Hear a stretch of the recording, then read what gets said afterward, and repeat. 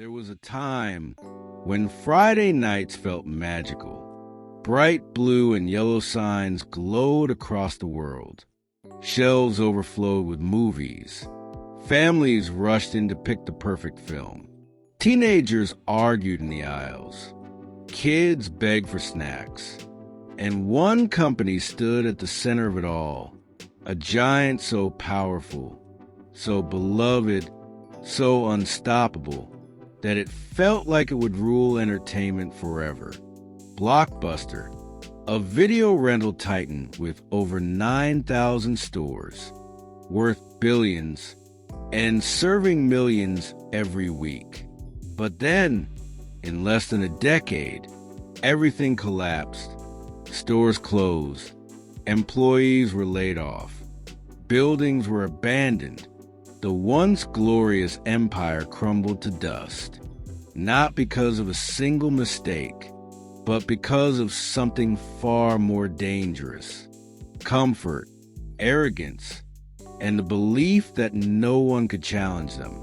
This is the rise and the shocking fall of Blockbuster, the empire destroyed by the very innovation it ignored. If you enjoy cinematic stories about ambition, power, business empires, innovation, and the rise and fall of great companies, make sure to like, subscribe, and share this video. Your support helps us create more powerful documentaries on empires of ambition. To fully understand how Blockbuster grew into a global entertainment empire and then vanished almost overnight, we will divide this documentary into clear chapters: the origin, the expansion, the golden era, the missed opportunities, the disruption, the collapse, the legacy. Each chapter reveals a decision, psychology, ambition, and blind spots that transformed Blockbuster from a small store in Texas into a worldwide phenomenon, and the fatal choices that destroyed it. Let's begin. Chapter 1, the origin, an idea built on disorder. The story begins in 1985 in Dallas, Texas. A man named David Cook, a software entrepreneur, noticed something strange. Video rental stores were chaotic. Messy shelves, poor organization, limited movie choices, no clear system. Cook had a simple but powerful idea: create a video store that felt like a library. Organized, clean, massive selection. He invested heavily in a computerized database, unheard of at the time, allowing Blockbuster to track rentals, manage inventory, and scale rapidly. The first Blockbuster store opened with over 8,000 movies, bright lighting, wide aisles, and a friendly, family-friendly brand. People loved it, and Blockbuster grew faster than anyone imagined. By 1987, Blockbuster had expanded across Texas. By 1989, it had gone national. Blockbuster wasn't just a store. It was an experience. This was the birth of an empire. Chapter 2, the expansion, when growth becomes momentum. In 1987, Wayne Huizinga, a billionaire businessman, bought major stakes in Blockbuster. Huizinga transformed Blockbuster from a successful chain into a global powerhouse. Under his leadership, Blockbuster added thousands of stores, acquired smaller video chains, became the largest movie rental company in the world, opened stores at record-breaking speed, launched locations across the UK, Latin America, Australia, and Asia. By the mid-1990s, they had 4,000+ stores, 65 million cardholders, billions in revenue. Blockbuster was everywhere. It dominated the movie rental economy. It crushed local competitors. It was a corporate giant, a cultural icon, a ritual of everyday life. And like most empires at their peak, Blockbuster began to believe something deadly. No one can replace us. Chapter 3, The Golden Era, when success becomes a shield. By the late 1990s, Blockbuster was at the height of its empire. Families made weekly trips to rent movies. Teens browsed aisles on Friday nights. New releases created long lines. Blockbuster's brand was everywhere. TV commercials, magazine ads, corporate partnerships, sponsorships. The stores generated massive revenue, but one source stood out: late fees. Blockbuster made $800 million per year, charging customers for returning movies late. This seemed like harmless greed, but this greed would haunt them later. Executives loved the money. They prioritized store profits over innovation. They refused to modernize, while Blockbuster enjoyed glory. A tiny startup quietly prepared to flip the entire industry upside down. Chapter 4, The Missed Opportunities, when comfort blinds innovation. In 2000, two unknown entrepreneurs, Reed Hastings and Mark Randolph, came to Blockbuster with a proposal. Their company, a small DVD buy mail service called Netflix, offered to partner with Blockbuster. They wanted Blockbuster's brand, Blockbuster stores, and in return, they'd handle Blockbuster's online rentals. The price? $50 million. Blockbuster executives laughed at them, literally laughed.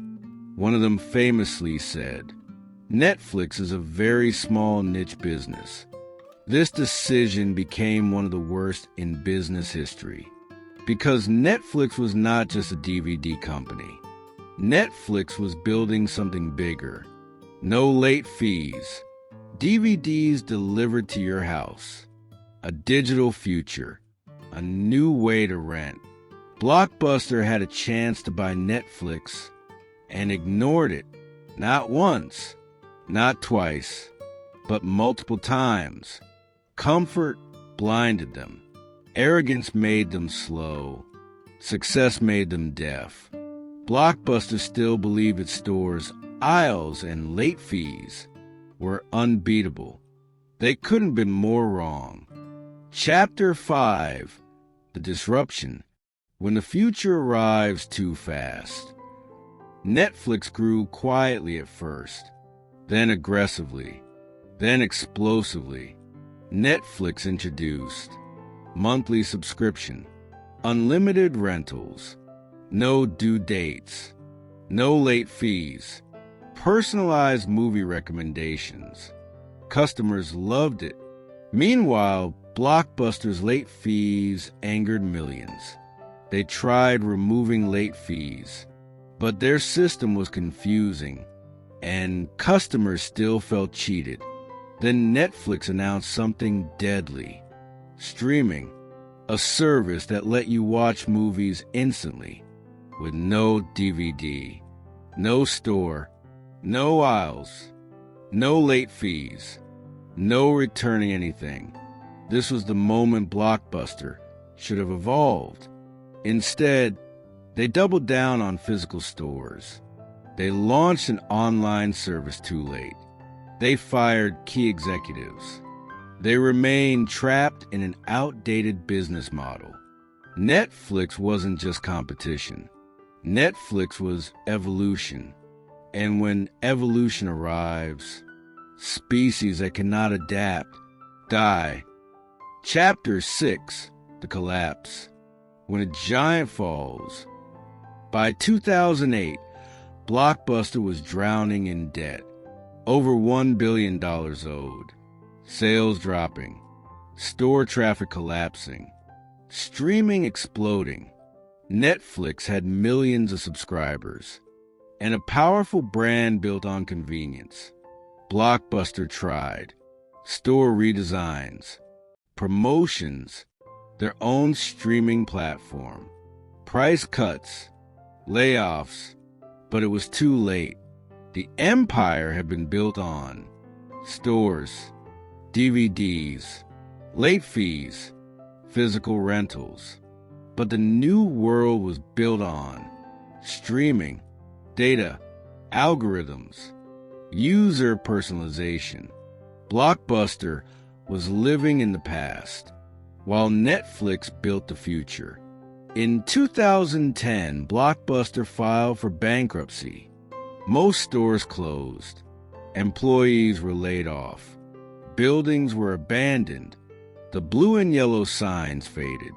A global empire collapsed in less than a decade, all because it refused to adapt. When the world moved on. Chapter 7, The Legacy, when failure becomes a warning. Today, only one Blockbuster store remains. In Bend, Oregon, a nostalgic museum of a fallen empire. But Blockbuster leaves behind powerful lessons. Success can blind you. Customers evolve, even if you don't. Innovation never sleeps. A smaller competitor can destroy a giant. Comfort is the enemy of progress. Arrogance kills faster than competition. Blockbuster didn't fall because of Netflix.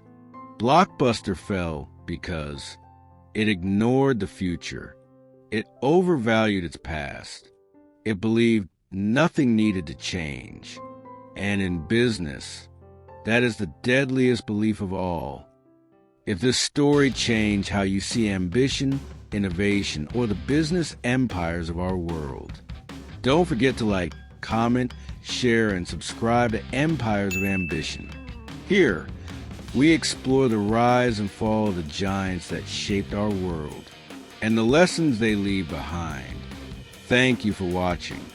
And remember, empires rise through innovation, but they fall the moment innovation is ignored.